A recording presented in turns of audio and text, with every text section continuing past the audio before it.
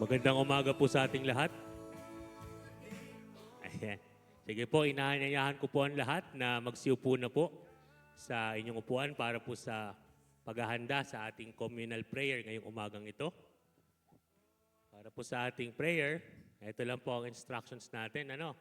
Kailangan lang po natin maghanap ng isang prayer partner at kung maaari, yung madalas nyo po na hindi nakikita, yung hindi nyo po pala madalas na nakikita, at kailangan nyo pong i-share kung paano patuloy kumikilos ang Panginoon sa buhay nyo. At ipag-pray nyo rin po ang bawat isa't isa. Gayon din naman po, pakisama rin po sa inyong panalangin ang nalalapit po nating family camp. Sama na po natin ang Kogyo sa July 3 hanggang July 5 at ang Impact Cubao, July 10 to July 12. Sige po. Inaanyayahan ko po ang bawat isa na maghanap ng kapares at ipanalangin ang bawat isa. Maraming salamat po.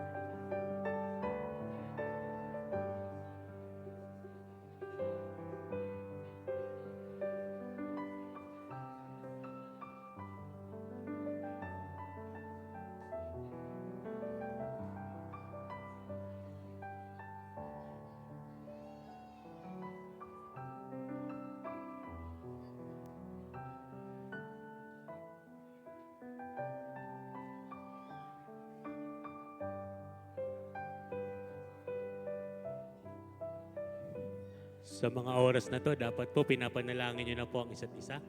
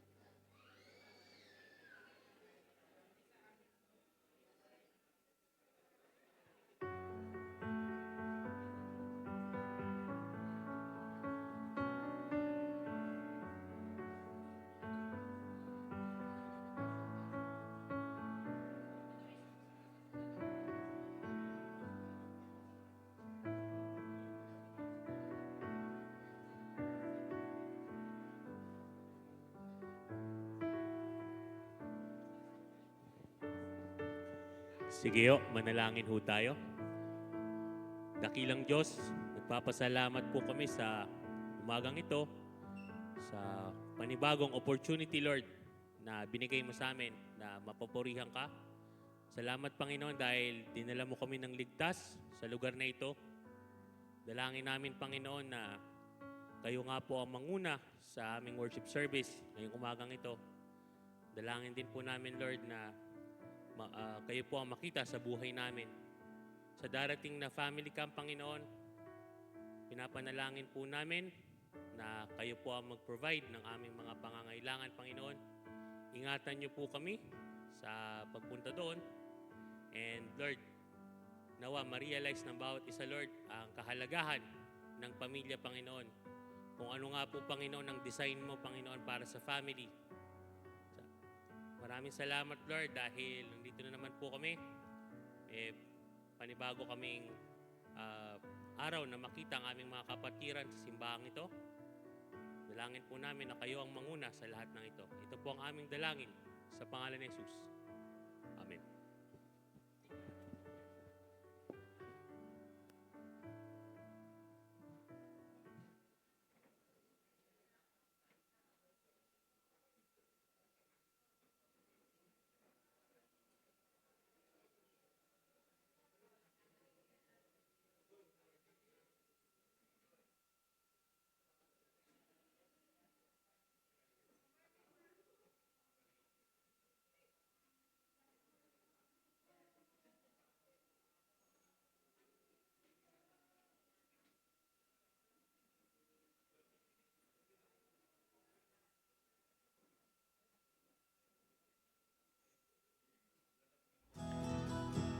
Bilang mga magulang at leader ng tahanan, hindi biro ang magtaguyod ng isang pamilya. Hahanap-hanapin mo ang sagot sa mga hamon ng buhay kung saan-saan.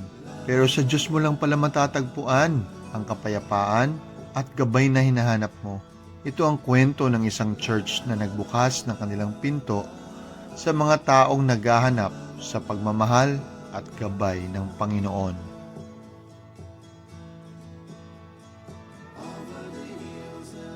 Ako po si Naima Cel Serono. Ang ministry sa Impact Church ay unique dahil it focuses on making disciples, pagbuo ng tunay na relasyon, at pagtulong sa bawat isa na lumago sa kanilang paglakad kasama ang Panginoon. Hindi lamang ito tungkol sa pagdalo sa mga gawain ng simbahan, kundi sa sama-samang pamumuhay, paglilingkod ng may layunin, at pag-abot sa iba sa pamamagitan ng pag-ibig ni Jesus. Masaya ang ministry dahil nararanasan namin ang pagiging isang pamilya, pagtutulungan at paghimok sa isa't isa. Sama-sama kaming natututo, naglilingkod, nananalangin at nagsiselebrate. Every ministry activity becomes meaningful because we are serving God and impacting others for His glory.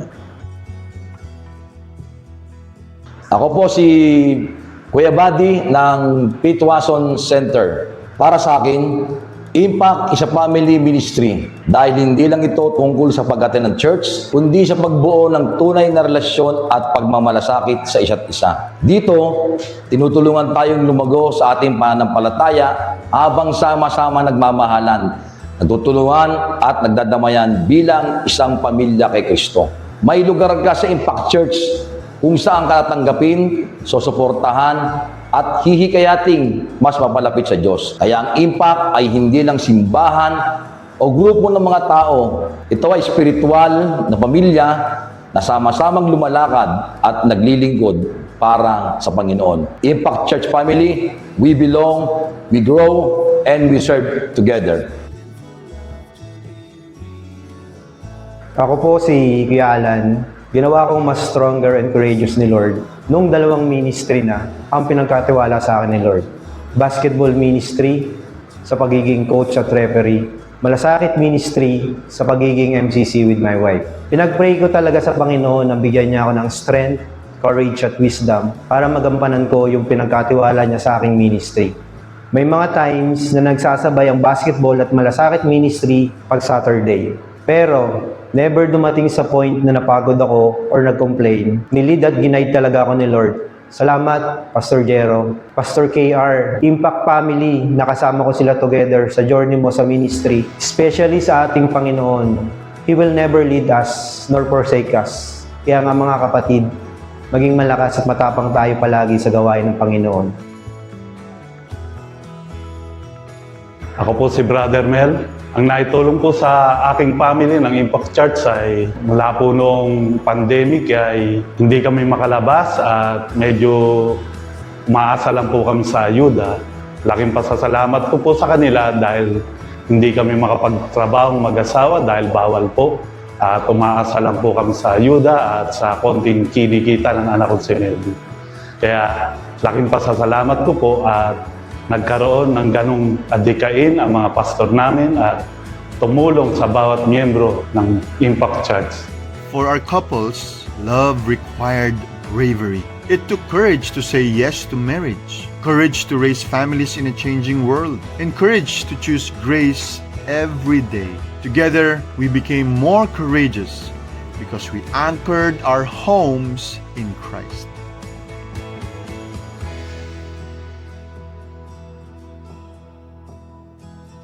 Mas naging matibay ang relasyon namin bilang mag-asawa through Impact Church dahil na rin na napabilang kami sa small group na naging malaking bahagi sa buhay namin. Dito unti-unti kaming natutong intindihin ang pangangailangan ng isa't isa bilang mag-asawa. Hindi lang sila naging small group leaders at ka-group, ngunit sila ay parang naging nanay at tatay, ate at kuya namin na nag-i-encourage, gumagabay at nagmamahal sa amin.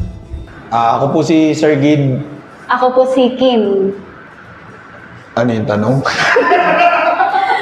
So, naganap kami ng church talaga na family-centered. Then, na-offer sa amin yung Impact Church.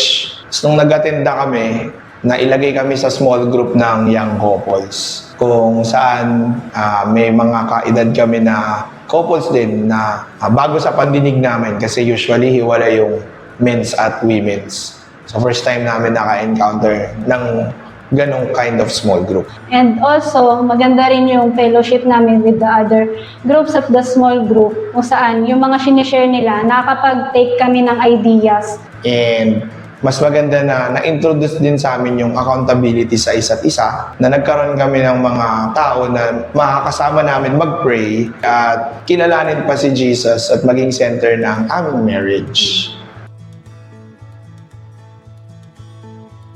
Sa family camp, ang pinaka-memorable naming experience ay noong 2022. Nang magkaroon na kami ng renewal of vows. Yes, napakasarap sa feeling na balikan yung mga pangako namin sa isa't isa sa pamamagitan ng statement of affirmation. Nasabi namin ulit yung pagmamahal namin sa isa't isa at yung commitment namin sa isa't isa bilang mag-asawa. Basically, wala talagang manual sa kung paano maging perfect na parent. Walang pattern kung paano maging perfect na parent. Pero sa tulong ng mga seminars na inatinan namin sa Impact Church, nagkaroon kami ng idea sa kung paano namin dapat palakihin si Leandra. Akala natin kapag na-provide na yung mga basic needs ng anak natin, yun na yun, we're good parents. But it's the small details na kailangan ng atensyon. Minsan yung presence namin sa mga events na mahalaga sa kanya at sa pag-affirm sa mga little achievements niya. It matters kasi nakaka-apekto yun sa character development niya. From Doc June gives us the idea to understand our child better, yung tamang pag-approach at pag-respond sa mga nagagawa niya, and for us to raise a child with a greater purpose. Also, how we raise our children is a reflection kung ano tayo bilang magulang. Every lesson learned becomes an opportunity for us parents to love our children better, guide them wiser, and build a stronger family.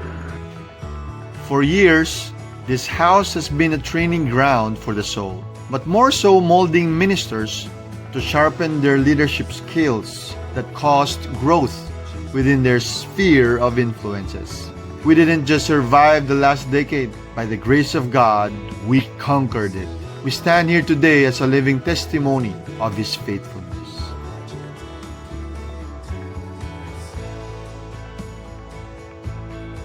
Hi, ako si Pastor Gerard Austria. Ako naman po si Jait Austria. Bilang isang homegrown pastor ng Impact Church, napakalaki ng naitulong ng ating simbahan in terms of me sa leadership skills that I have. Natuto ako kung paano mag-adapt in different situations. Maraming nangyayari, pabago-bago.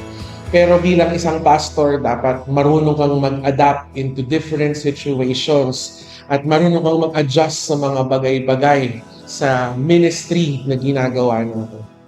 Hi, I'm Olim. Hi, I'm Van. Of course, different yung mga alam mo na or natutunan mo from Bible School to actually doing the ministry. So Impact Church has given me the avenue to practice what I've learned and continue on learning and unlearn things na mga natutunan ko. So it's a blessing that meron akong community na nagsisilbihan. Isa sa pinakamahirap na challenge para sa akin bilang pastor na kinaharap ko, yung pandemic time. Hindi namin alam kung ano yung dapat gawin, paano mo magkikita-kita. And we also had to risk para lang magtuloy-tuloy yung worship service natin. Iniisip mo, paano mo pa rin maaalagaan yung mga members mo? Paano mo pa rin ba sila manunurture spiritually kahit na hindi kayo face-to-face na nagkakaharap? Hanggang sa nabuo namin yung setup na para sa live talaga. We praise the Lord dahil of course natapos din naman yung oras na yon ng pandemic at unti-unti ay nakabalik tayo sa new normal na. The biggest challenge is going out of your comfort zone. I'm a very introverted person, but in doing the ministry, walang introvert. Doon ko natutunan na in order for me to love God and to love others, you have to be transparent and open to other people. And of course, I'm still learning and growing in that aspect na i-share yung buhay ko at malaman yung buhay ng ibang tao. Bilang asawa ng pastor, ang pinaka na-appreciate ko ay kasama ko at nakakatulong ako sa asawa ko na mag-serve at mag-minister sa ibang tao. But aside from that, ang pinaka na-appreciate ko pa is nakaka-witness ka ng mga taong patuloy na binabago ni Lord. What I appreciate the most as a pastor's wife is I get to see God in different lenses through ministries. Olim and I were actually involved in different kinds of ministries dito sa Impact Church. And it is a blessing to witness firsthand yung faithfulness ni God and yung heart niya sa mga tao. It's also a blessing to serve God with Olim, and we're not just growing together in faith, but also as partners, not just in marriage, but also in serving God's kingdom. Masasabi ko na mas naging understanding ako, mas naging forgiving ako, at mas lumalim at mas na-appreciate ko yung ministry na ginagawa. Kaya na lang nung summer, nung merong basketball clinic, wala akong pasok, siya may basketball clinic sa umaga, then minsan sa hapon may meeting pa, gabi na siya nakakauwi. So, kailangan kong unawain yung mga ganung bagay. So, kahit alam ko na yun, mas naging maunawain ako dahil na-experience ko na siya. May mga times na meron siyang gustong tulungan, meron siyang gustong i-bless ng ibang tao. So, kumukulat kami ng konti sa budget na meron kami. Kaya, mas nabalim talaga yung unawa ko sa ginagawa naming ministry. What I have learned is, I had learned to become more intentional in my walk with Christ, more intentional in assisting and supporting Olim sa kanyang ministry through prayers and encouragement, and also being intentional in investing doon sa mga tao pinagkatiwala ni God sa amin na i-minister. It had taught me na doing ministry is not just because it's convenient, but it is because we love Christ and we want to faithfully and purposefully love people. Naniniwala ako that what made us stronger and more courageous yung alam namin sa puso at sa isip namin na sa araw-araw ay kasama namin ang Panginoon, sa bawat laban na meron kami at alam namin na hindi kami pababayaan ni Lord. Totoo nga that He is not only fighting for us, but He is fighting with us. Sabi nga sa isang kanta, there are two things that the Lord is doing, or what is constant with the Lord. First is that He is strong, and secondly, that He loves us.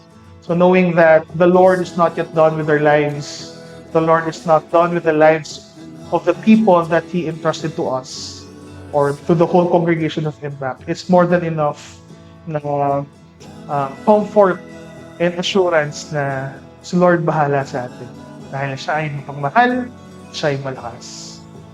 10 years behind us, unshakable faith ahead of us. We are ready for the next chapter, stronger and more courageous than ever before.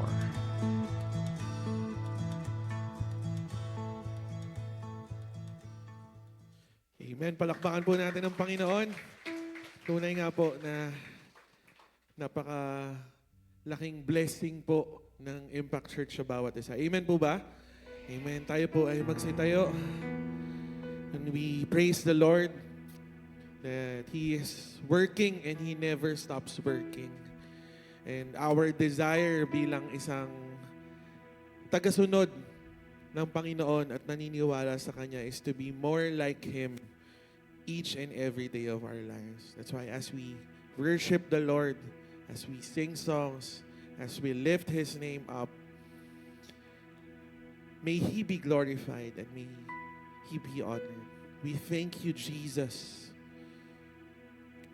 for your wonderful grace. We thank you, Jesus, for your unending love. We praise you and we honor you, Lord. Our desire is to be more like you.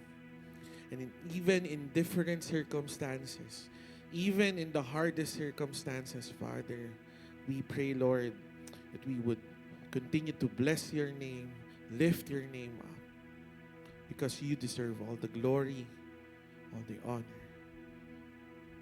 May your Spirit move in this place, Father.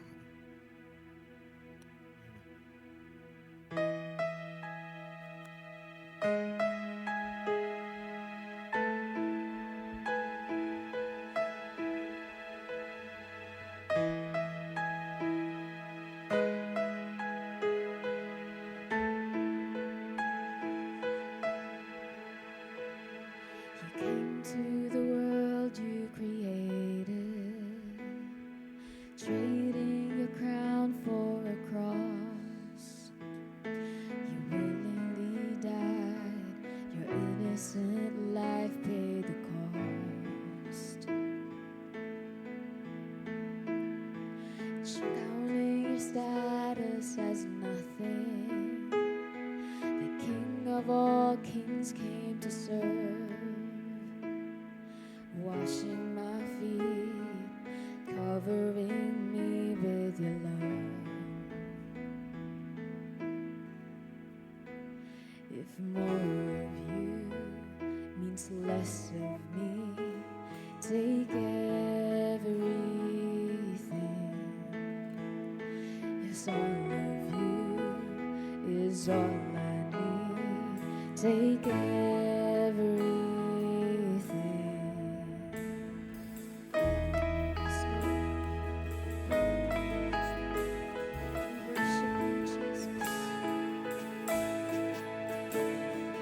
You are my life and my treasure, the one that I can't live without. Here at your feet, my desires and dreams I lay down. Here at your feet, my desires and dreams I lay down.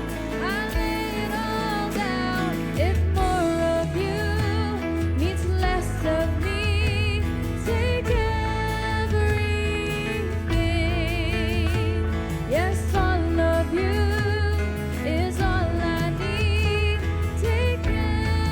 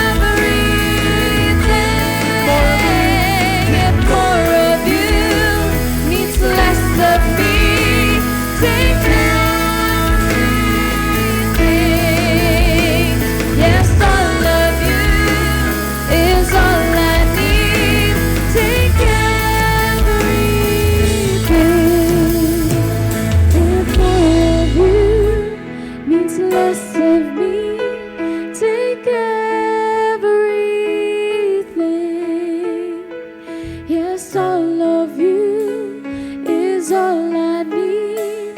Take everything.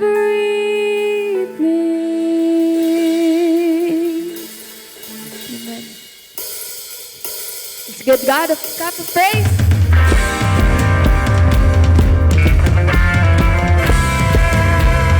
We are here because of you, Jesus. And we thank you, Lord, for your love, for your grace. And we sing, wandering into the night, wanting a place to hide. This river's flow is like a bone, and God's driving on my mind. I just can't win the fight. I'm slowly drifting. Amen. Don't make a bar. Just when I went down the road, I met a man, and he told me that I was alone, that I was not alone. He picked me up, he picked me, turned me around, placed my feet solid down, and I thank the Master, I thank the Savior, because He healed my heart, He changed my name, forever free. I'm not the same. I thank the Master. I thank, we say, I thank God. Amen. Oh, I could not deny what I see. I cannot deny what I see. Got no choice but to believe. My doubts are burning. Amen. Like ashes in the wind. And so long to our old friend. And so long to my old friend. Burden and bitterness. You can just keep it moving. Amen. You ain't welcome here. You ain't welcome here. And from now till I walk the streets of gold, I sing about you, sing my son. This wayward son has found his way back home.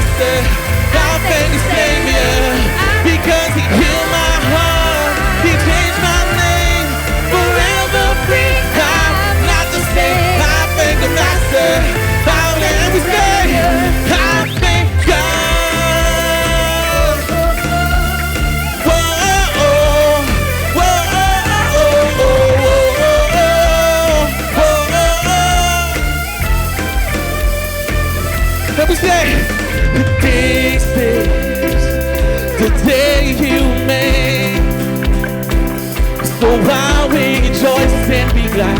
Rejoice and be glad in it. Amen. And this is where I believe that you are more than enough for me. So you are faithful. You are faithful to your promise. You are strong when I am weak.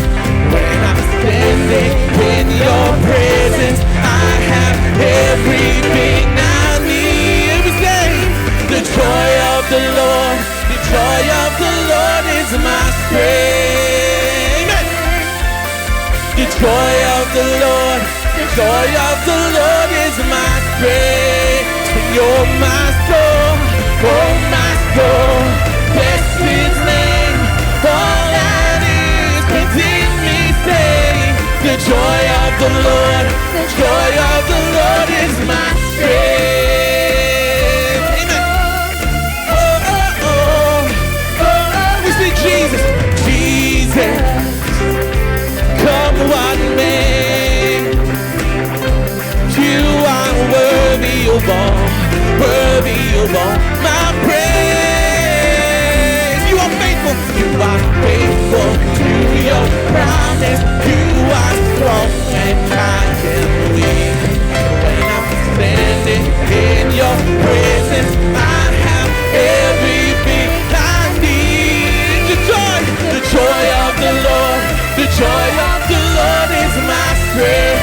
It's more than a feeling. The joy of the Lord is my strength. Sing, oh my soul, bless His name. All that is within me say, the joy of the Lord is my strength. Oh, oh, oh, oh, oh, oh,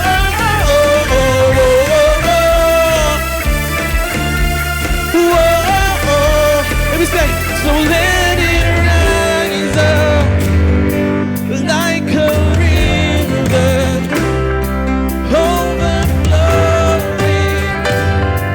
Holy Spirit, let it pour out, let it pour out with no limit, overflowing. Holy Spirit, let it rise up, let it rise up like a river, overflowing. Holy Spirit, let it pour out with no limit, overflowing. Holy Spirit, oh, oh,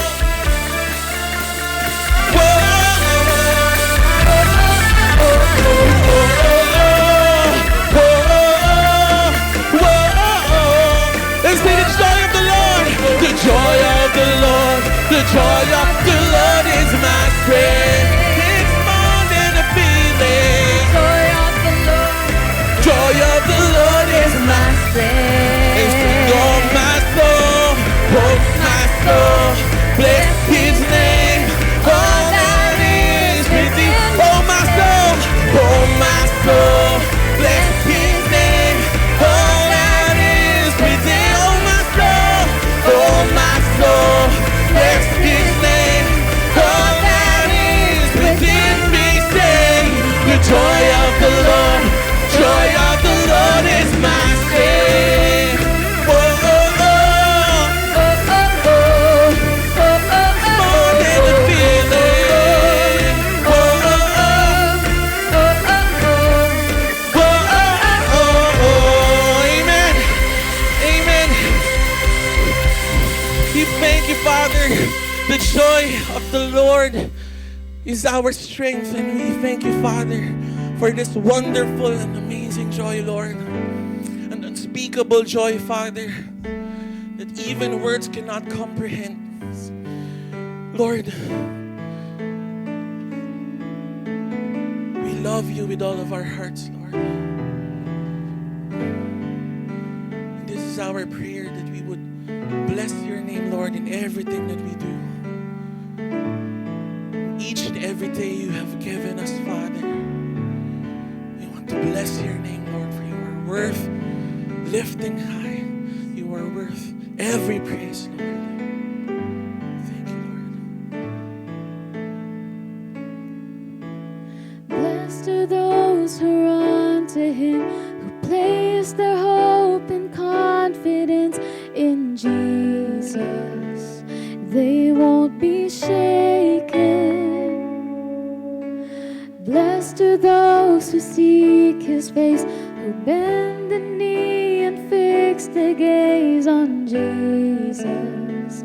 They won't be shaken. Come on and praise the Lord with me. Yes, Lord. Sing if you love his name. Come on and lift your voice with me. He is worthy of all our praise.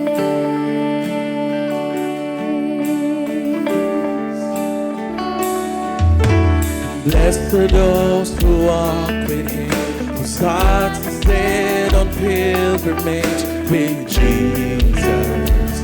They'll see his glory. And blessed are those who died to live, whose joy it is to give it all for Jesus and for him only. Oh, Jesus, all for your glory.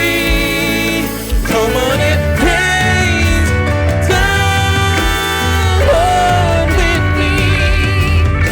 You sing if you love his name. Come on and lift your voice with me. He's worthy of all our praise. Come on and bring an offering. Come on and bring your offerings, Lord. And sing if you love his praise. Come on and lift up your holy hands, 'cause he's worthy of all our praise. Bless God in the sanctuary. Bless God in the fields of plenty. Bless God in the darkest valley. Every chance I get, I bless your name. Bless God when the hands are empty. Bless God with the praise that cost me. Bless God when nobody's watching. Every chance I get, I bless your name. Bless God when the weapons for me. Bless God when the walls are forming. Bless God 'cause he goes before me. Every chance I get, I bless your name. Bless God for he holds the victory. Bless God 'cause he's always with me. Bless God 'cause he's always worthy. Every chance I get, I bless your name.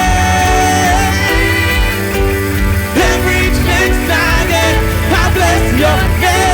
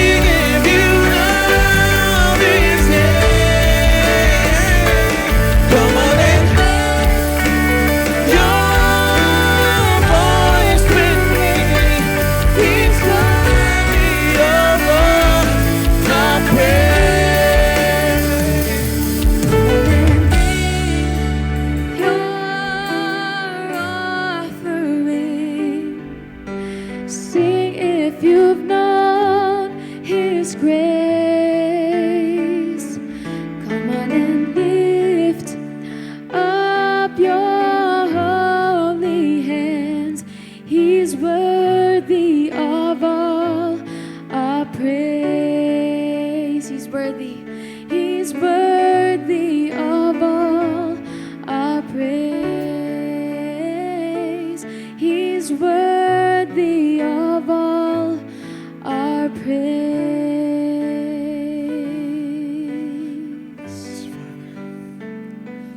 You are worthy of every praise, worthy of every heart just lifting your name up, Jesus Christ. Thank you, Father, for every need you have met. We have seen your grace true and true, Father. May your Spirit move in our lives, Father. Move freely in this church, Lord. If there are things, Father, that's hindering us to worship you for who you are, Lord, we ask you would cleanse it, Father. And we will bless your name, Father. This is our desire, Lord. In every aspect of our lives, in every season that we have, Father, we will choose to bless your names. May it be bountiful, or may it be in nothing, Father. We will bless your name, Father. We praise you, Jesus Christ, our Lord, our Savior, our Master. We thank you, Lord. All the glory, all the honor belongs to you and to your name, Jesus Christ. Amen and amen. Palakpakan po natin ang Panginoon. Amen. Nakaupo po po.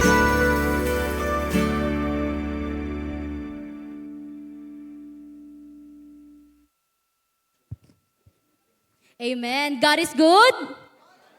And all the time. Amen. So, we want to praise God sa mga tao na naririto. Punong-puno po tayo ngayong araw na ito, no? Maraming salamat po sa Panginoon dahil patuloy siyang nagdadala ng mga tao dito sa simbahan nito. And of course, with that, we want to welcome our first-timers. Una na po dyan, si Juan Pablo de la Cruz. Welcome po sa Impact Church. And also si Adrian P. Gautane. Tama po ba ang pagkakabigas ko? Welcome po sa Impact Church. Maraming salamat po at narito kayo at nawa po ay hindi ito ang huling pagkakataon na makasama po namin kayo na magsamba. And of course, we also want to greet our birthday celebrants. Una na po dyan ay happy birthday po. Last June 19 po, belated happy birthday po kay Ate Sherry Matbagan. And on June 29, si Ate Jemmy Kalapuan and Charles Olaires Jr. And on June 30 po, si Joshua Richard Tan. On July 3, si Emer John Trinidad. And on July 4 naman po ay si Tita Glenda Aquino and Ronaldo Daen Jr. Happy birthday po. And of course, if you want to greet them po, you can greet them here and also you can message them online. And of course po, gentle reminder lang po para sa ating parents with toddlers and infants. For your convenience po, may nireserve po kaming seats, upuan para sa inyo at the back of the sanctuary. Kung makikita niyo po sa likod, meron po tayong reserved seats dyan, yung may red na mark po sa upuan. And mothers who need to nurse their babies are also welcome to use the overflow room po. And of course, we also want to thank God sa pagbibigay sa atin ng mga events na we could use to grow not just in numbers but also in faith. And for our upcoming events po, we have baptismal class after morning service this Sunday, June 28, 2026, 1 p.m. po. And sino na pong excited for our family camp? Woo! For our family camp po, wag po tayong malilito sa dates. On July 3 to 5 po, ang family camp po ay ang Kogyo and Malasakit. And on July 10 to 12 naman po ay ang Cubao.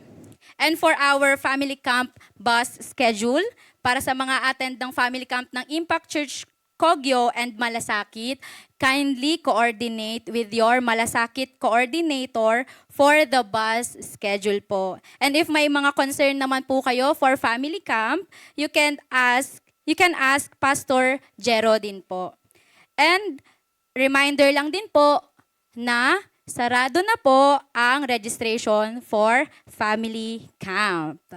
And sino na po ang nakapag-ipon or nakapaghulog na po para sa ating 10th year giving pledge? Meron na po ba? Okay, we are on our 4th week.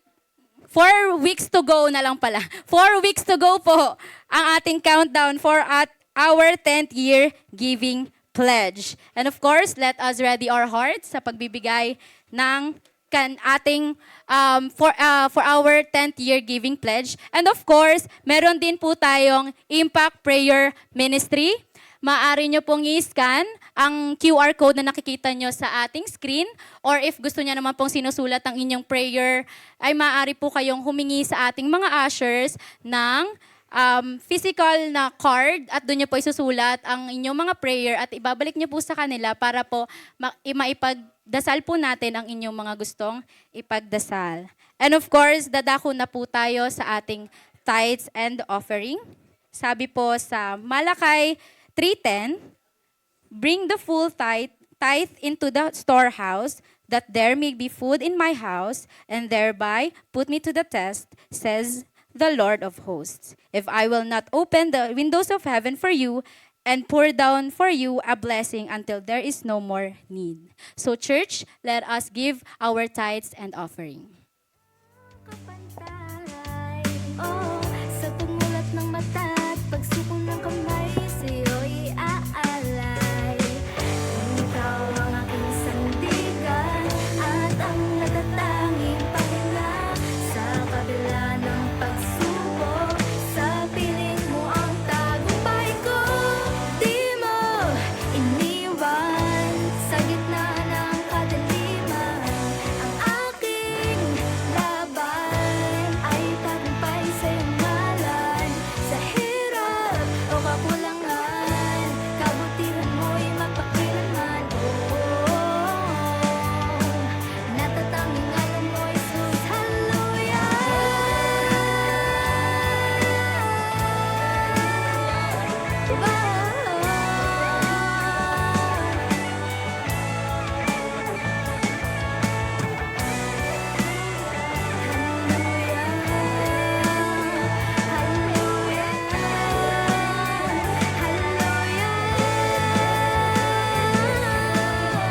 Sa aking pakikidigma, sa mundong nagkakasalahan.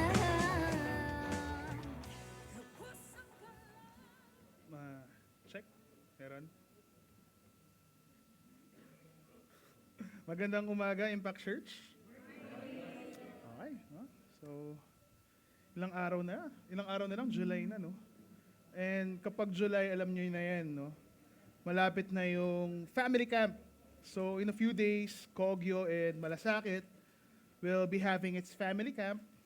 And the following week, mga tayo ng mga taga-Cubao, yung magsasama-sama sa Nueva Ecija para mag-celebrate. Excited na ba kayo for family camp? Parang sakto lang, ha? Marahil may mga iba sa atin kapag empake na, kahit 2 weeks pa lang, no? 2 weeks from now. Pero personally for me, as important as the family camp and anniversary celebration natin, hindi yan yung magiging highlight ng July ko. Kasi in the middle of July, may isang importanteng bagay ang mangyayari. Yun yung birthday ng asawa ko. So exactly by July 15, Van will be having her 29th birthday, if I'm not mistaken. No? And for the first time na magkasama kami, Van, 2 years kaming kasal, magjowa ng ilang years, first time siya nagbanggit sa akin ng specific na regalo na gusto niya. No?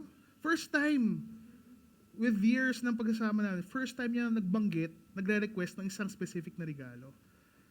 So, earlier this year, may nakita siyang napakagandang balita sa Facebook. Sabi sa poster na yun, yan. Grabe. Sabi sa poster na, BTS World Tour Arirang at Philippine Arena. At simula nung lumabas yung poster na yan ng BTS World Tour, almost every night niya akong sinasabihan, libre mo ako ticket ha. Or kahit man lang daw mag-ambag ako sa ticket para makapunta siya ng concert na yan. No? So gabi-gabi kinukulit niya ako.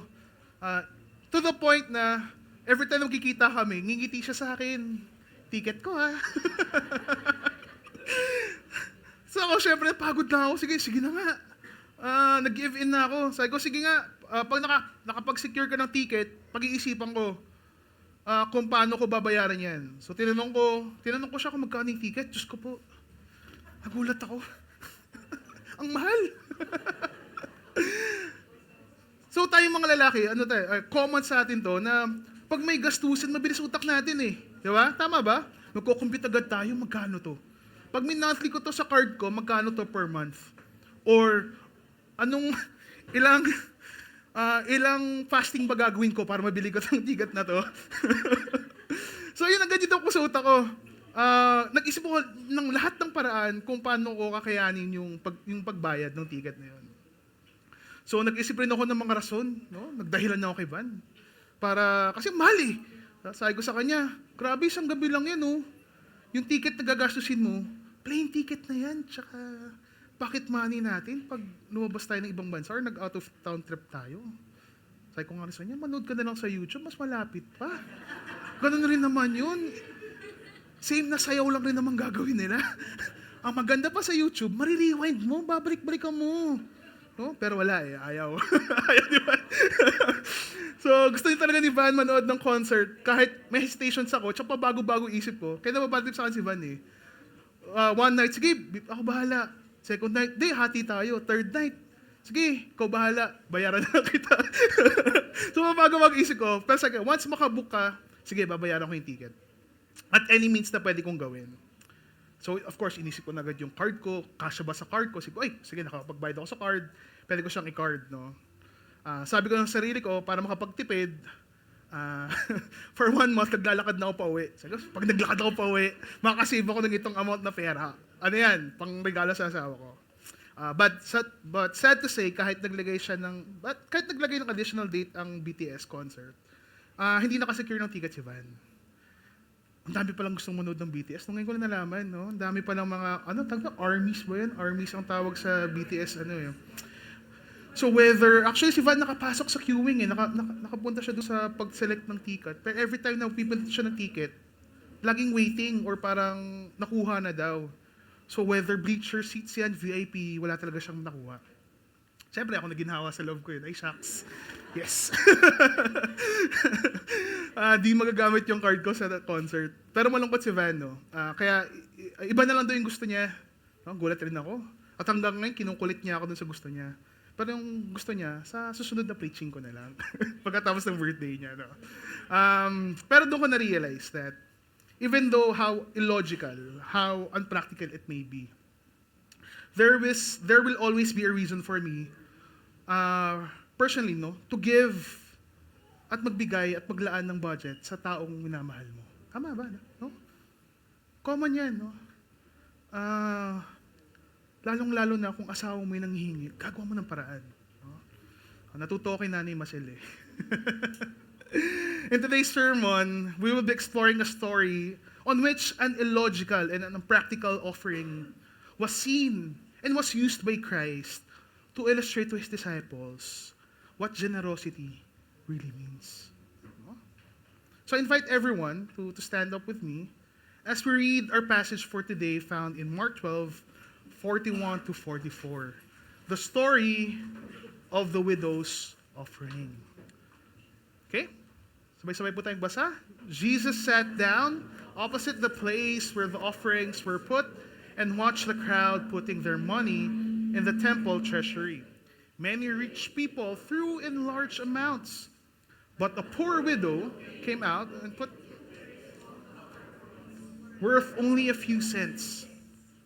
Calling his disciples to him, Jesus said, "Truly I tell you, this poor widow has put more into the treasury than all the others.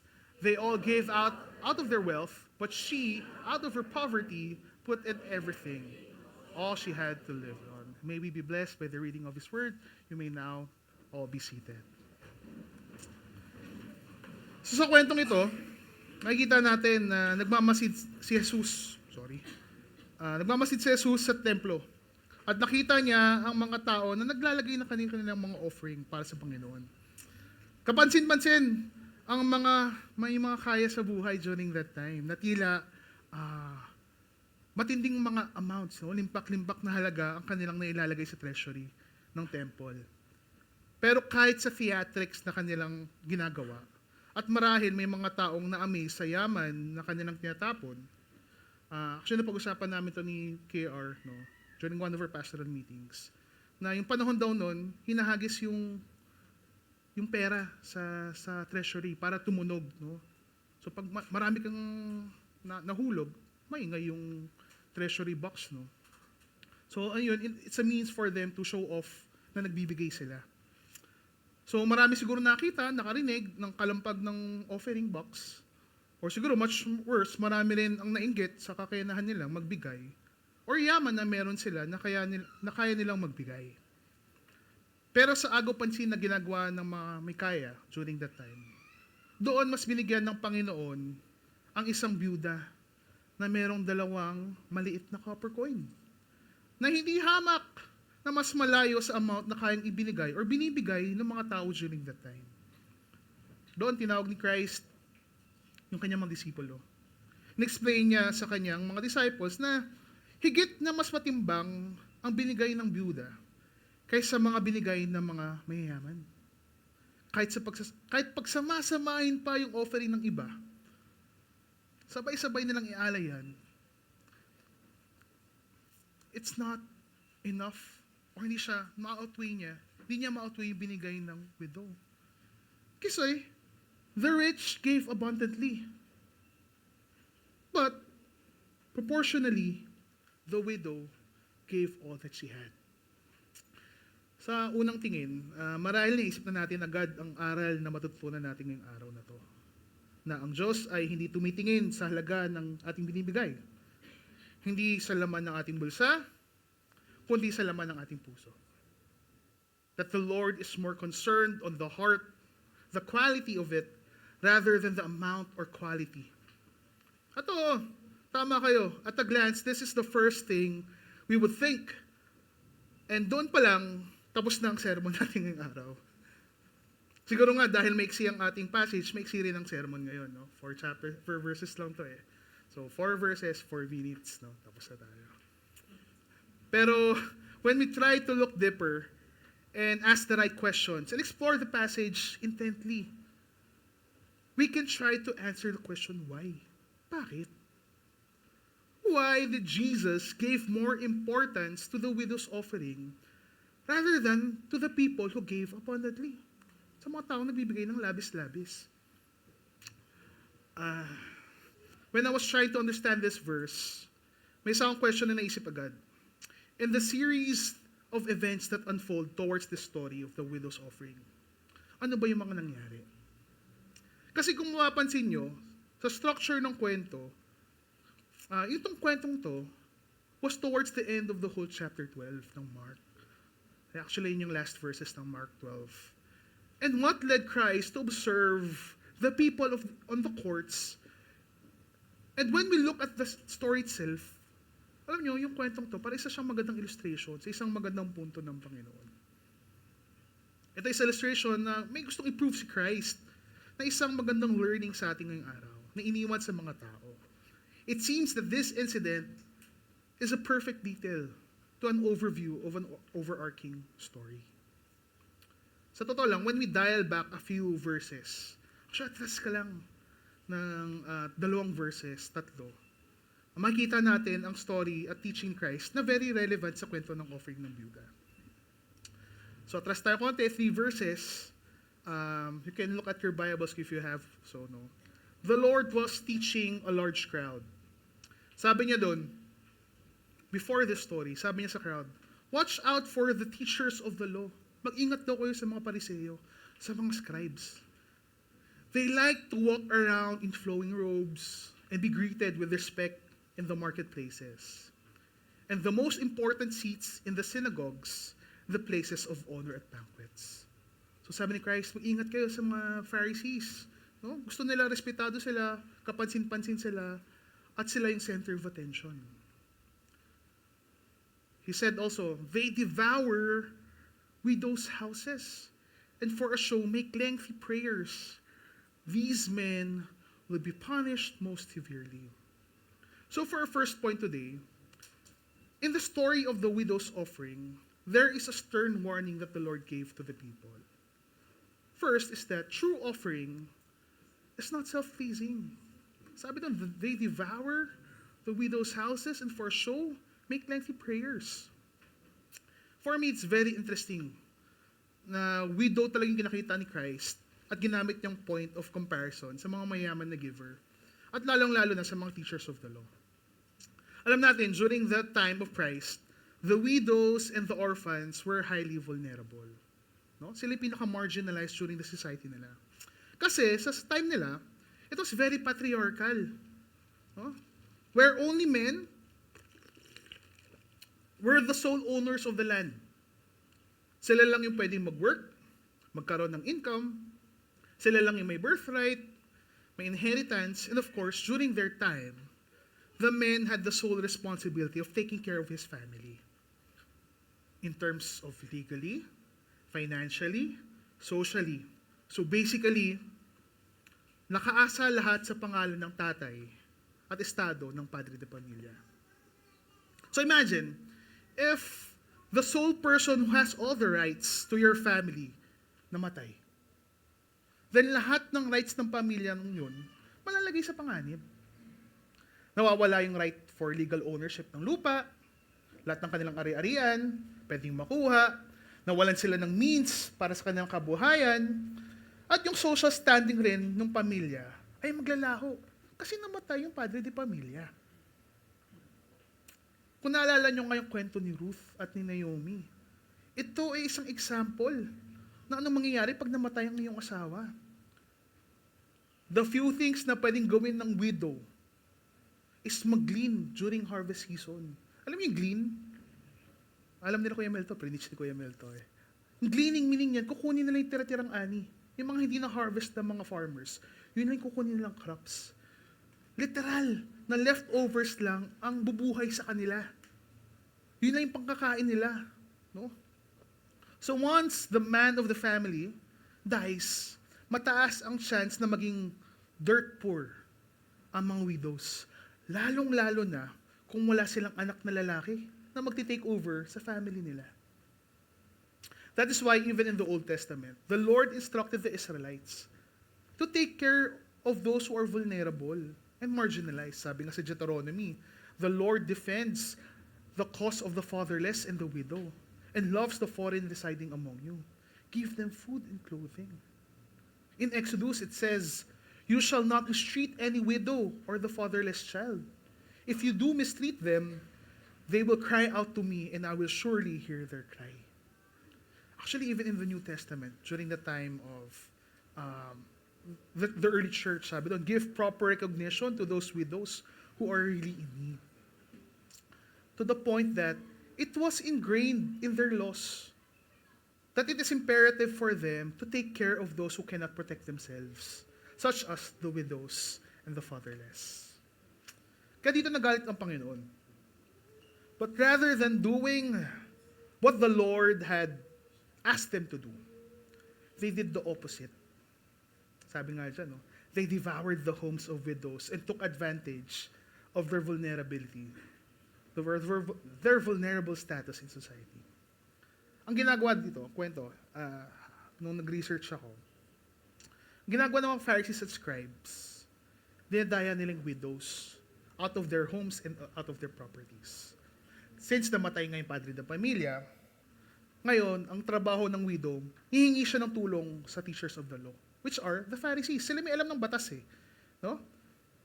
So it means they are technically the Jewish legal experts. Parang sila yung mga lawyers na rin. No? During that time, ang mangyayari, kasi bawal ang babae mag-manage ng kayamanan, sila na yung mag-manage ng properties ng widows. So yung law, yung nag-ano ng law, mga Pharisees, sila na yung mag-manage ng ari-arian ng widow. Dito nila dadayain. Okay. Dito nila dadayain. Hawakan nila yung finances ng pamilya.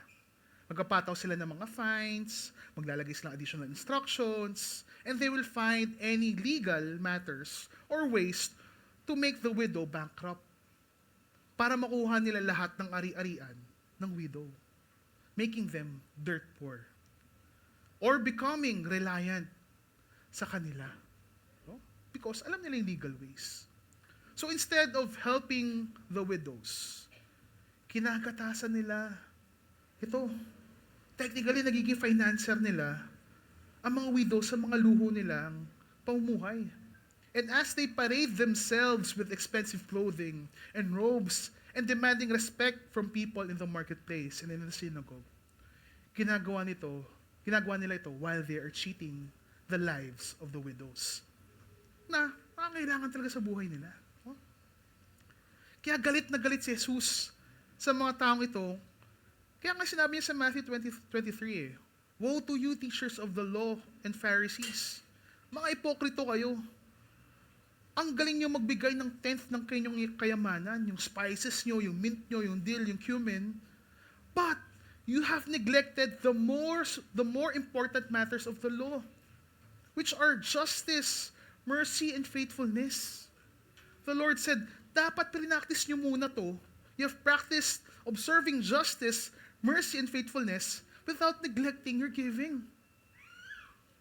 That is why Christ was not impressed with the teachers of the law on how they handle justice. He was not impressed with the men who obnoxiously dropped their offerings in the temple, because lahat ng ginagawa nila might look right, legally might look right, yet the true benefactor of their generosity is themselves. Sila yung nakikinabang sa offering. Tingnan nyo kung gaano karami ang kaya kong, tingnan nyo kung gaano karami ang kaya kong ibigay. Tingnan nyo kung paano ko tutulungan payamanin ang kaban ng templo. Tingnan nyo kung gaano ako karespeto sa lipunan. Tingnan nyo ako habang pumaparada ng may magandang robe. Tingnan nyo ako kung paano nagiging magaling na tagaturo ng batas. Yes, these people may impress and get the attention of others, but it will never please the Father. When giving becomes about you, about us, and the amount you give, then we are not giving at all. Kung ang offering natin, ang charity natin, ang pera natin, points towards us, we are not giving. Minsan kasi nagiging license natin yan to turn a blind eye sa mga nangyayari sa paligid natin. When monetary compensation and offering becomes the only means of doing good, yet we avert our eyes to the injustices, unrighteousness, and helplessness of those who are in need. And worse, if we flaunt the charities we do to put ourselves in a good societal standing, to impress others, the onlookers who are watching, and to make these philanthropic endeavors as a bait for others to be indebted to our good deeds, then we too are like Pharisees. Hipokrito rin tayo. Taong mga dinidespise ng Panginoon. Nakatawa pa nga dito. Yung mga mayaman na tao, they were so busy filling up the coffers of the temple. Iniingay nila, itatapon nila yun to impress others. Para pagmasdan sila at magyabang sila sa harap ng tao.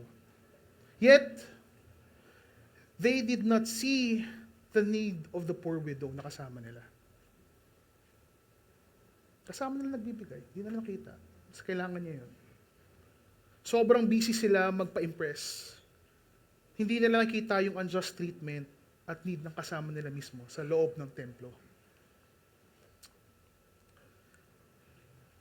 Actually, nakita rin natin to sa pang-araw-araw na buhay on how people use money to sway the mass sa politika, sa workplace, sa school, pag may societal issue, hush money, and sad to say, even in religious sects. Nakakalungkot isipin, we associate the moral standing of a person on their capacity to give. At magbubulag-bulagan tayo sa mga maling ginagawa nila dahil nakapagbigay naman sila. Madalas natin naririnig yan. Ay, mabait yan. Nagbibigay yan ng itong halaga. Ay, okay lang yan. Kahit loko-loko na nagloloko-loko yan, generous naman siya. Ay, okay lang yan. Kahit may kaso, si blank politician, no? Ayoko na mag-name, ayoko maging ano. Marami naman siya natulungan. Isn't it frustrating that yung perception natin sa tao nakabase sa anong kaya niyang ibigay? Hindi dahil kung sino sila sa totoong buhay. Therefore, we have to be careful with our motive when we give. It may look sacrificial. Hirap talaga magbigay eh. It may seem impressive. It may seem generous. Yet if our heart is far from the heart of God, then surely it will just be an empty gift. It will be just noise. For how can an act glorify God when you want to glorify yourself? Hindi pwede yun. Kung gusto mo i-glorify si God lang. Though Christ had sternly warned us of this pitfall of giving, when we go back 11 verses, verse 40 yan, atras tayo, managigets natin bakit pinoint out ni Christ yung widow's offering. Christ is calling us to this kind of giving. 11 verses before this story. In verse 28 to 34, na-highlight yung verse 33. Sabi doon, to love God with all your heart, with all your understanding, and with all of your strength. And to love your neighbor as yourself is more important than all the burnt offerings and sacrifices we do. True offering is really an expression of how we love God and others. In today's standard, 2 copper coins is considered as 1/64 of a person's daily wage. So sa panahon natin ngayon, kung ang daily wage ay 695 sa Metro Manila, no, equivalency ng 2 copper coin na yon is roughly 10 pesos. So sa standard natin ngayon, it is not even enough to feed herself. Lalong-lalo na, hindi kasya yan kung meron pa siyang anak na kailangang alagaan. Ano ba yung nabibili ng 10 piso? No? 2 cheese malunggay na pandesal sa baba. No? Hindi nga enough yan para makasakay ka sa jeep. Kahit may discount ka pa, hindi enough yan. Yet in her dire situation, financial situation, and social standing, the mere 10 peso coin was all that the widow had. Yet, binigay niya pa rin kay Lord. Though the rich had wealth, the rich man had wealth, it did not outweigh the 2 copper coins. For they gave in excess. The widow gave everything that she had. Hindi ito dahil labis ang meron ng widow, pero dahil binigay niya ang lahat para sa Diyos. And pag pinag-isipan natin ito ng maigi, alam niyo ba, there is a high probability that this woman could have also been taken advantage of the very teachers of the law that Jesus Christ was warning them against. Posible. No? Na ang cause ng kanyang paghihirap o paghihirap ng widow ay dahil niloko rin siya ng mga Pariseo. Kinuha nila yung pera niya, minanipulate siya, kinuha yung rights niya, yung yaman niya, to benefit themselves.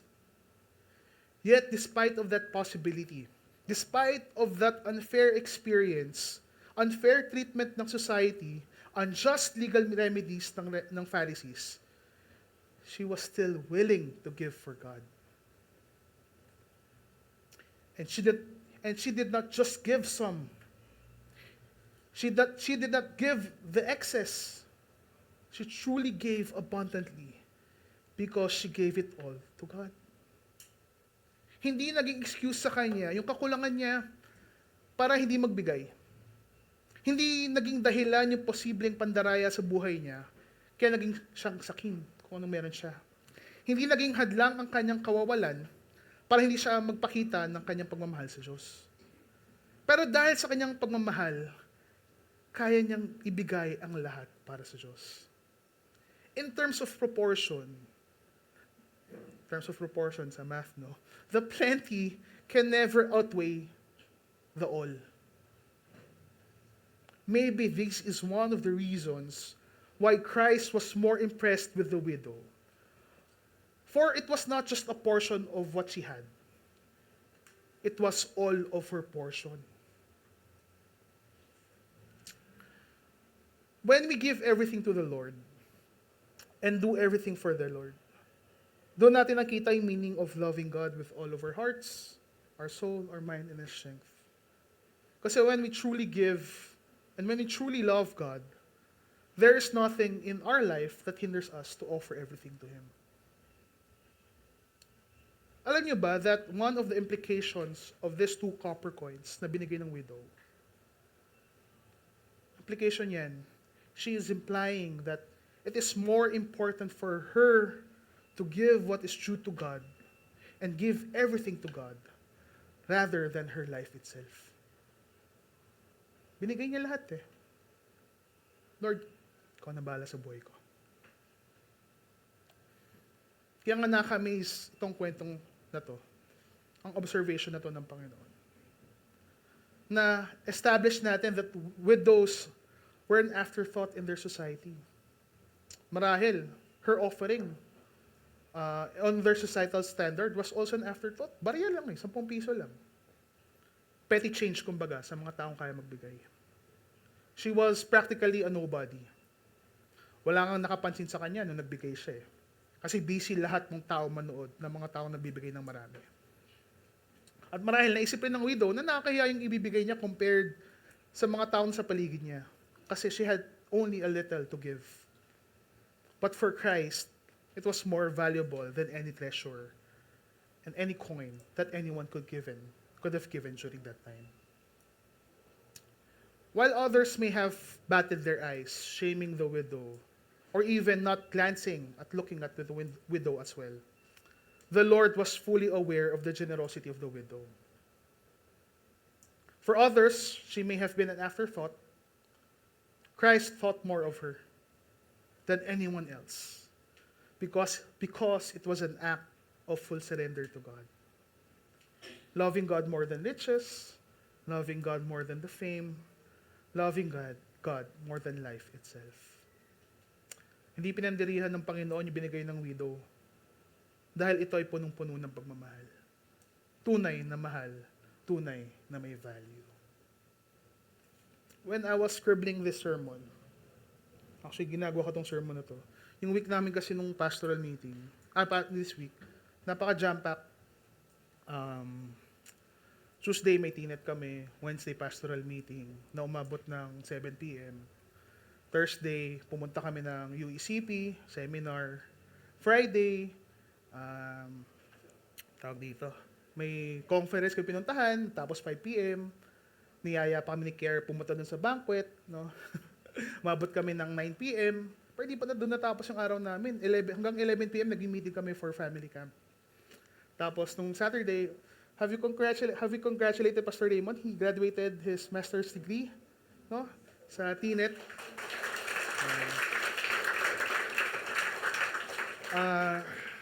Natapos yung graduation nila 11, dapat 10:30 lang, natapos 12. Ang haba nung message ng isang tao. As di pa doon natapos araw namin, no? Last kahapon, syempre we had to celebrate the Lord's goodness sa buhay ni Pastor Raymond. So basically, when I was scribbling this sermon, nagdala lang ako ng notebook, sinulat ko lang siya habang nagko-conference. No? Kunyari ako nakikinig sa tao nagsasalita, pero totoo, gumagawa ako ng sermon. No? Sorry, Lord. Okay. Pero while I was scribbling this sermon, my thoughts, I had a wishful thought. I go, I was hoping that itong kwentong to, merong continuation. Tulad sa mga movies na napapanood natin. Sana may post-credit scene na kung saan hinabol ng author yung widow, no? Parang kay MJS yan, interview niya, "Anong nangyari sa'yo? After mo magbigay yung 2 copper coins." Walang ganun nangyari sa Bible. No? But I was curious, no? What happened after? The Lord Christ Jesus noticed her generosity. At kung ano nangyari sa buhay niya after that. Inisip ko, ano kaya yung nangyari sa kanya? Inisip ko, did the Lord greatly rewarded her for her generosity?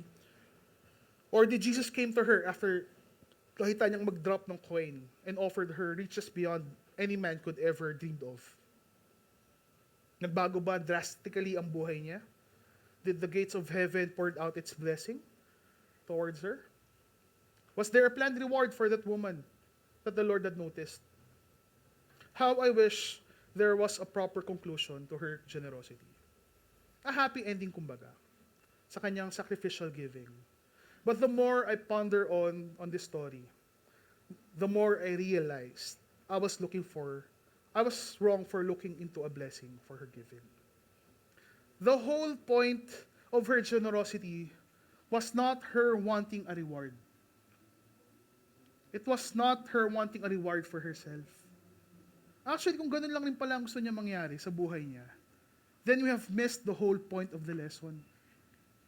If she wanted a reward from God, a recognition, then she is no better than the Pharisees who scams widows, or rich men who gloats on their giving. Naging useless ang kanyang sacrificial giving kasi it was never truly a sacrifice. Kung ganun lang rin naman. It was just a transactional offering, waiting and hoping for return of reward.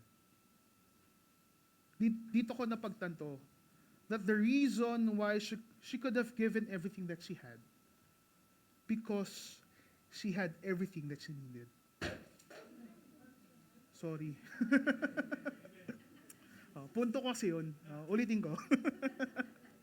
The only reason that she could give everything that she had, I apologize sa mga natapunan, because she already have found her reward.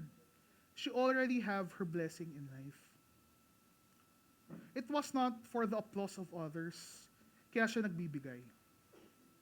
It was not because of the leaders and Pharisees teaching her na magbigay ka. Oh? Hindi dahil maraming nakatingin, hindi dahil may mga gusto siyang patunayan sa buhay, hindi dahil utos to ng mga leaders niya sa simbahan. The widow has proven to us that her sole reward is her contentment and dependence on God. Ang reward niya, yung Diyos mismo. To love Him completely to the point that her future is solely dependent to God. Her reward was she was truly satisfied sa Diyos. Dito ako na-correct personally. I too fell on the notion that my giving will always have its conditions. Na dapat pa nagbigay ako, lagi may kapalit.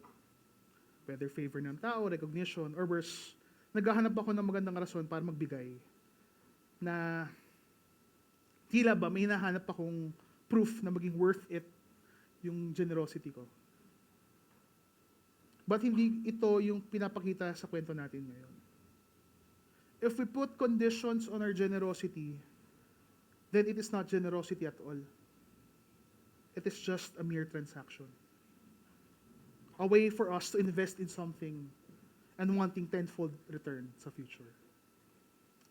That is why we have to change our reason for giving and being generous, especially towards God, because a true offering will always be fueled by the notion of loving God with everything that we have and allowing God to use everything that we have so that we can love others. And that should be our only reason to give. Magbibigay ako kasi mahal ko ang Diyos. Mahal ko ang mga tao. Like the widow, it is not in our excess that glorifies God. Hindi sa kung anong meron tayong sobra. It is not also when we have few that honors God. Hindi sa anong meron lang tayo, hindi lang sa anong tira-tira, hindi lang sa muntikan ng lahat. But what truly honors God is that when we give with our hearts, our strength, our soul, our minds, our everything to love Him, to fully surrender to Him, to be truly satisfied in Him. And in this lifetime, we will have moments of unsureness and struggle, especially in giving. But the moment we find ourselves in that crossroads of whether to give or not, kailangan natin balikan ang rason kung bakit tayo magbibigay. It is for the sake of loving God and loving others? Or is it for the sake of convenience and personal glory? For if it's the latter, it's not generosity at all. And as I end, I want to pose this question for us to ponder. Bakit ka nagbibigay?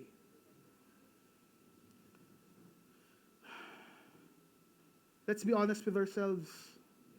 Mahirap magbigay, tama? Hirap. Lalo na kung wala ka.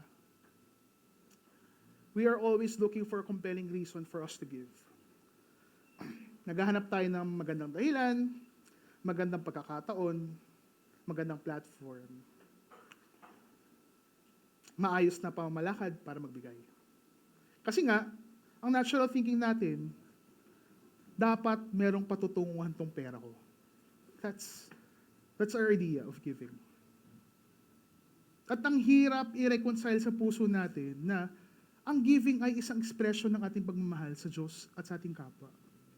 At ito ang isang basihan para maging maayos tayong steward ng resources ng Panginoon. And ako rin, I was trying to logically find a good reason. But I was corrected that maybe I was looking for the wrong reason. Baka gusto ko lang talaga i-justify yung mga pananaw ko. I'll do this carefully to prove my point. By show of hands, can I... taas yun ang kamay niyo if you have been a member of Malasakit. Parang taas kayong kamay. Member of Malasakit, batch 1 to batch 4. No? Or have been a small group leader of Malasakit. Can I see your hands? Okay, no? Okay. Thank you. Baba po natin kamay. Thank you. Sino dito naging part ng kahit anong season ng ISBL? Season 7, naging basketball player. Taas kamay, huwag kayo maya. Pag malaki nyo na player kayo ng church. No? Okay. Okay, very good. Sino dito naging part ng, or napuntahan ng campus ministers natin? Napuntahan yung school nila, classrooms nila, napuntahan ni Kuya Ryan, Pastor Gerard, mga volunteers natin. Pakitaas kamay. Okay, very good. Sino ang nakapagkape dito kanina? Taas kamay.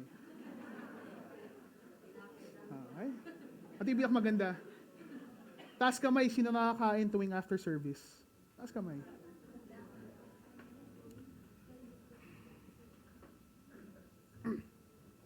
I'll be careful in this. That is the perfect reason why we give.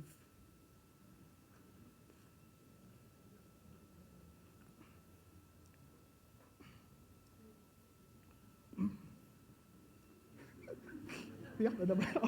Lalo biyak eh. Well, every preaching ko naman, lalo biyak. That is why generosity matters. Because sa bawat taas ng kamay is a proof that yung generosity niyo may pinupuntahan. It brings people closer to God. And that should be the only reason why we give. To see people raising their hands. I've been part of this ministry. I've been playing for basketball. I've been part of campus. I have seen God, witnessed God, knew God because of these ministries. Thank you po.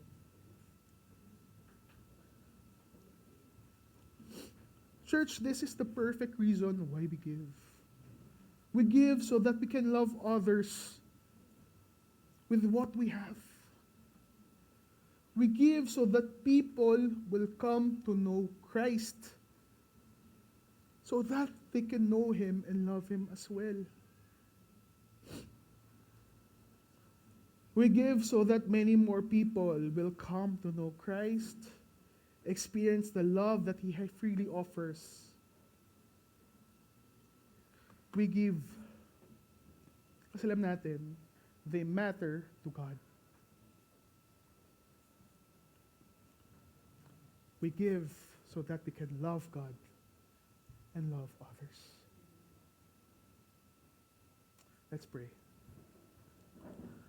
Father, we thank you, Lord, for today. Thank you, Lord, for the life of the widow. That we understand it is not about the amount that we give. It is not about how heavy our envelopes are, how heavy our pockets are. But the matter of fact, Lord, it's all about loving you. We give so that we can express our love to you. We give so that we can usher people to you. And Lord, correct our hearts if sometimes we look for ways, reasons not to give. But we know, Lord, it is only through your generosity kaya kami nakapagbigay. And Lord, as we offer everything to you daily, as we die to ourselves daily, may we be reminded, Lord, that sa buhay na ito, enough ka. Sa buhay na to, ikaw lang. Sa buhay na to, ang glory ay sa iyo lang. Christ, I pray. Amen.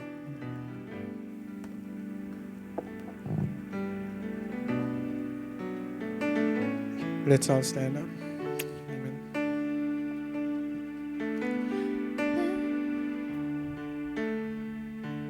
Blessed are those who run to Him, who place their hope and confidence in Jesus. He won't forsake them. Blessed are those who seek His face, who bend the knee and fix their gaze on Jesus. They won't be shaken. Come on and praise the Lord with me. Sing if you love His name. Come on and lift your voice with me. He's worthy of all our praise.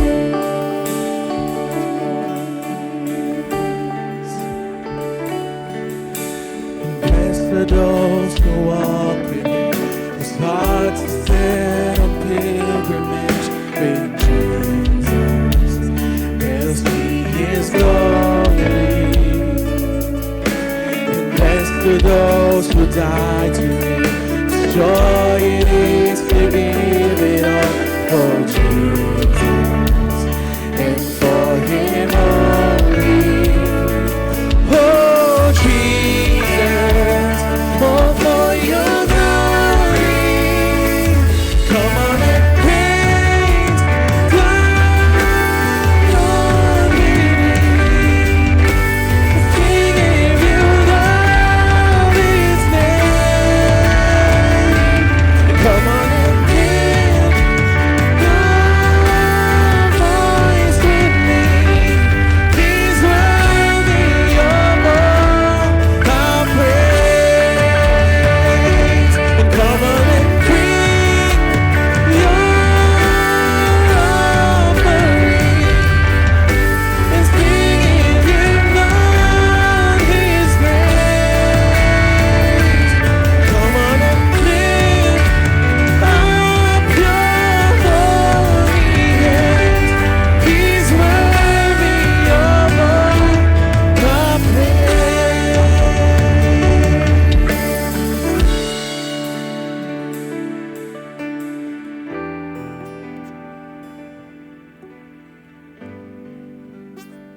before we pray. Una po, remind ko lang that this afternoon, after the service, we will have the baptismal class. So for all those who are wanting to be baptized during the family camp next Friday, at saka yung next week, please stay. Kasi po, bibigyan po namin kayo instructions. We cannot baptize you until we give those instructions to you. Okay?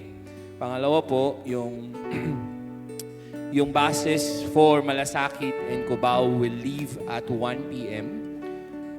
So please be in your respective places.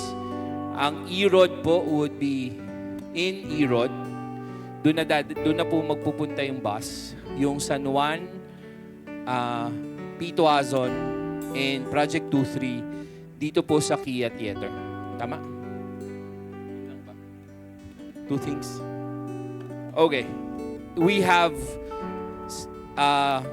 closed the registration, but just in case kailangan pa kayong humabol, just tell Pastor Jero, or actually siya rin po, kahit hindi lumapit po kayo sa akin, ibibigay ko rin po sa kanya.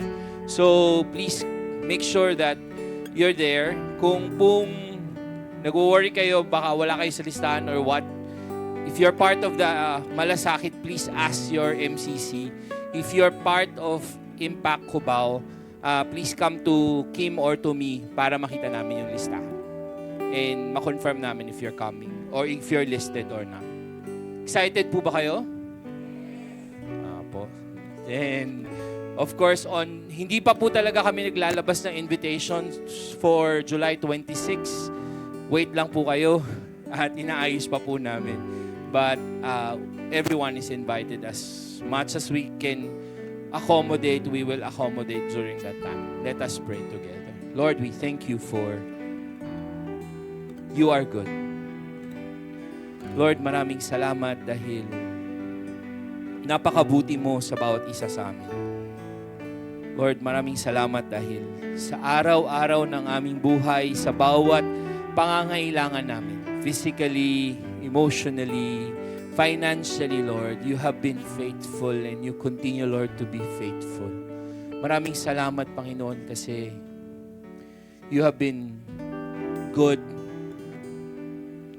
despite of our sinfulness, despite of our disobedience, Lord. You continue, Lord, to just provide for our needs.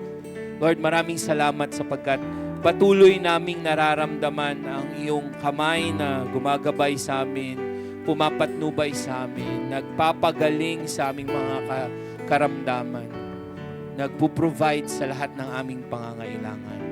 Maraming salamat, Panginoon, sa iyong pag-ibig na patuloy naming nakakasama sa bawat araw ng aming buhay. And Lord, we pray that you continue, Lord, to lead us. Lead us, Lord, as individuals. Bawat isa po sa amin, Panginoon. Pangunahan mo po ang aming buhay. Help us to listen to you well and to obey you. Help us, Father, to always obey what you are doing, what you want us to do, Lord God. And whatever we are doing, Father, may we give glory to your name. Lord, tulungan mo po kami bilang isang iglesia, bilang isang pamilya, bilang isang simbahan, na patuloy na magsumunod sa iyo anuman ang iyong utos. Panginoon, dalangin namin na bigyan mo kami ng lakas upang sundin gaano man kahirap ang pinapagawa mo sa amin. Lord, we pray that you continue, Lord, to just guide us and bless us. Lord, we pray for healing continually for Ate Ann, for Tatay June, for JD, and for those who are sick, Lord God. We thank you because you are touching their bodies right now and healing them. Lord, we thank you because you are providing for their needs as you are providing for our needs. Father, I pray for those who need comfort. I pray, Father, for those who needs healing emotionally, comfort emotionally. May you give it generously to them. Lord, allow us to give. Allow us, Father, to give to your ministry. Tulungan mo po kami, Panginoon, na magbigay para sa iyong ministeryo at para ikalalago ng iyong ministeryo. Sapagkat alam po namin, Panginoon, na sa iyo kami ay kompleto. Na sa iyo, Panginoon, hindi kami magkukulang. Hayaan mo, Panginoon, na ang katotohanan na ito ang siyang nasa aming puso, nasa aming isipan. Every time, Lord, we will give for your glory and for your honor. Lord, thank you. Thank you for families. Thank you for friends. Thank you for this church. Thank you for your goodness and your faithfulness. We give you glory, honor, and praise. My brothers and sisters, receive the blessings from the Almighty. To Him who is able to keep you from stumbling and to present you before His glorious presence without fault and with great joy. To the only God, our Savior, be glory, majesty, power, and authority through Jesus Christ our Lord, before all ages, now and forevermore. Amen and amen.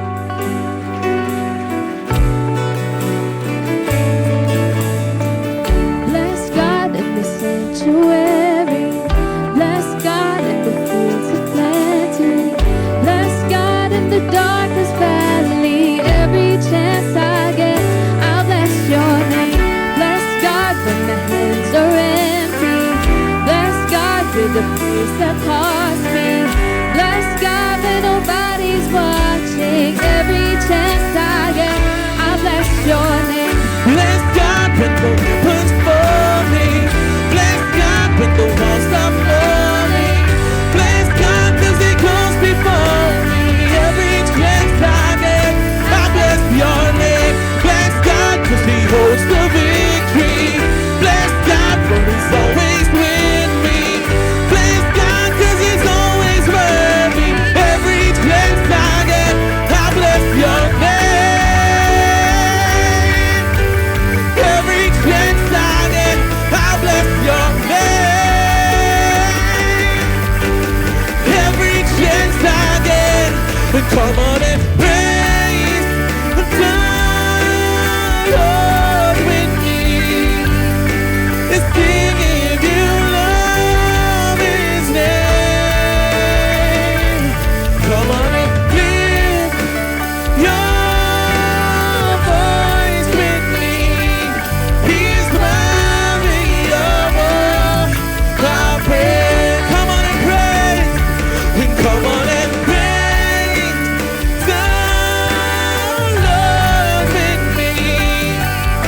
You sing if you love His name. And come on and lift your voice with me. He's worthy of all our praise. And bring your offering. Sing if you've known His grace. Come on and lift up your holy hands. He's worthy of all our praise. He's worthy of all our praise. He's worthy. He's worthy of all our praise. Magandang araw, Impact Church. Tayo po ay pagpalain ng Panginoon. Ingat po tayo lahat.